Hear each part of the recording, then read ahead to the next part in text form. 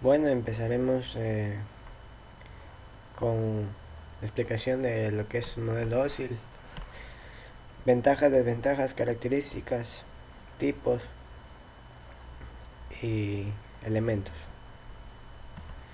Dice que el modelo ósil es la interconexión de sistemas abiertos, también llamada OSI.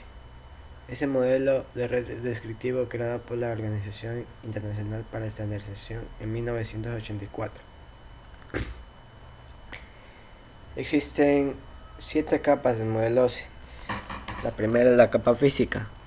Se encarga de las características eléctricas, mecánicas y funcionales requeridas para mover los bits de datos de orientación, antenas de microondas, características, propagación de ondas radiales. Capa de enlace asegura la confiabilidad del medio de transmisión, realiza la verificación de errores, retransmisión y controla la secuencia de transmisión. La capa de la red proporciona medios para establecer y mantener y concluir la conexión. La capa de transporte es un puente entre niveles y acepta datos de capas superiores, los divide y los pasa de red. Capa de sesión encargada de la conexión entre emisor y el receptor. La capa de presentación permite interpretar el significado de la información que intercambia realizando conversaciones de formato, además permite cifrar datos y comprimirlos. La capa de aplicación ofrece aplicaciones, acceder a los servicios, las demás capas y se definen protocolos para intercambiar datos. Línea de abonado digital asimétrica. Es una tecnología de acceso a Internet de banda ancha, lo que implica una velocidad superior de una conexión por módem en la transferencia de datos, ya que el módem utiliza la banda de voz y por lo tanto impide servicio de voz mientras use y viceversa. Esta tecnología se denomina pseudo asimétrica, debido a que la capacidad de descarga y de subida de datos no coincide. En una línea ADSL se establecen 3 canales de comunicación, ya que son el de envío de datos, el de recepción de datos y el de servicio telefónico normal. Las ventajas. La primera ventaja sería que ofrece la posibilidad de hablar por teléfono al mismo tiempo que se navega por internet, ya que, como se ha indicado anteriormente, voz y datos trabajan en bandas separadas por la propia tecnología ADSL y por filtros físicos como son los splitters y los microfiltros. Utiliza una infraestructura exigente. Esto es ventajoso tanto para los operadores que no tienen que afrontar grandes gastos para la implementación de esta tecnología como para los usuarios, ya que el costo y el tiempo que tardan en tener disponible el servicio es menor que si el operador tuviese que emprender obras para generar nueva infraestructura. Los inconvenientes. No todas las líneas telefónicas pueden ofrecer este servicio, debido a que las exigencias del canal del par, tanto de ruido como de atenuación por distancia a la central, son más estrictas para que el servicio telefónico básico. De hecho, el límite teórico para un servicio aceptable es equivalente a 5.5 km de longitud de línea. Debido a los requerimientos de calidad del par de cobre, el servicio no es tan económico en países con pocas o malas infraestructuras, sobre todo si comparamos con los precios en otros países con infraestructuras más avanzadas. La calidad del servicio depende de los factores externos, como interferencias en el cable o distancia a la central. Sus capacidades de transmisión son muy inferiores a otras tecnologías como HFS, comúnmente denominado coaxial o cable, o fibra óptica. Bueno, ahora vamos a explicar lo que es un router. El router es un dispositivo utilizado en redes de mayor porte. Es más inteligente que el switch, pues además de cumplir la misma información, también tiene la capacidad de escoger la mejor ruta que un determinado paquete de datos debe seguir para llegar a su destino. Existen básicamente 2 tipos de routers, los estáticos y los dinámicos. Los estáticos son los más baratos y está enfocado en elegir siempre el camino más corto para los datos, sin considerar si aquel camino tiene o no atascos. Dinámicos. Este es el más justificado, más caro y considera que si no hay atascos en la red, trabaja para hacer el camino más rápido y aunque sea el camino más largo. No sirve de nada utilizar el camino más corto si está congestionado.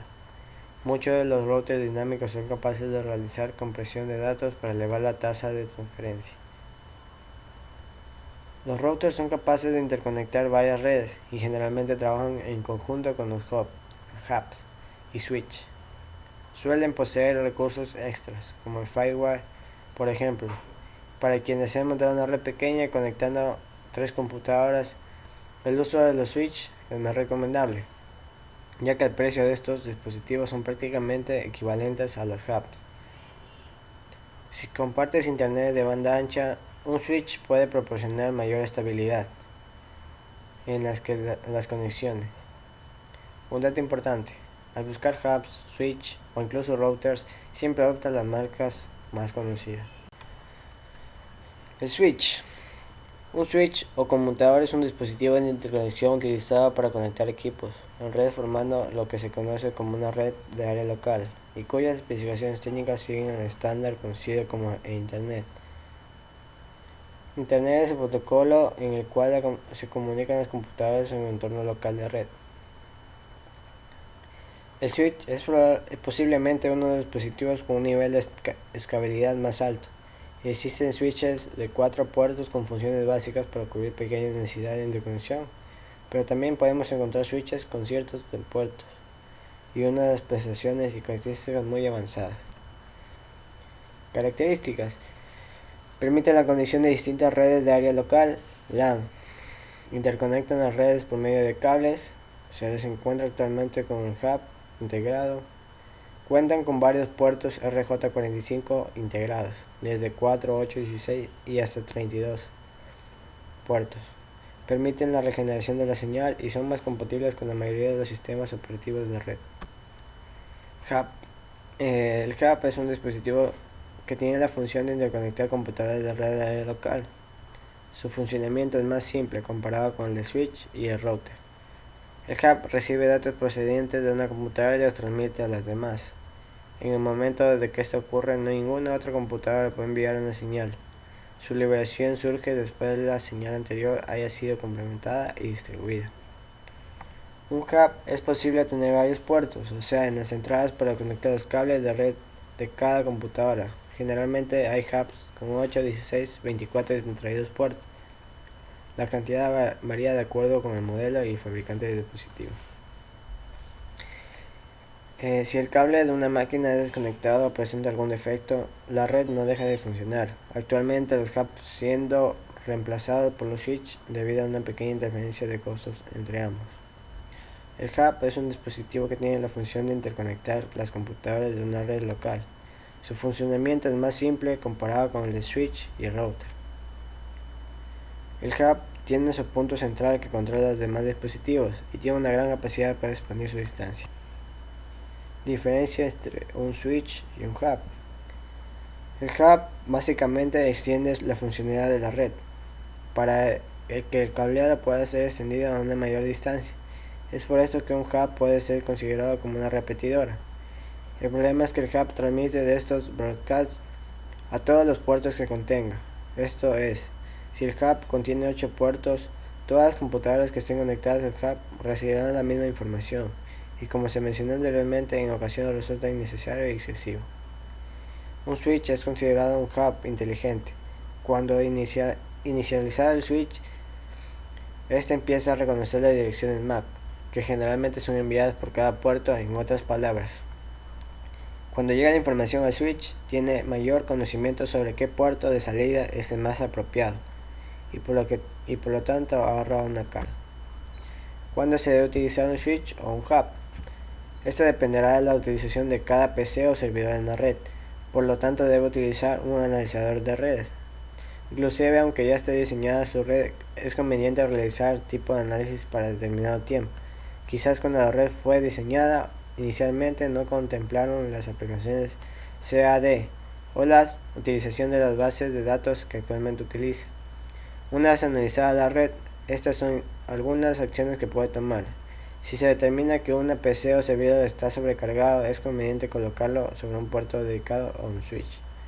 Si diversos nodos, PC o servidores se encuentran con poco tráfico y cada uno bajo un puerto o switch, es conveniente migrarlos a un hub, evitando la capacidad de ocio entre switch, utilizando entre otras sección de la red con mayor tráfico.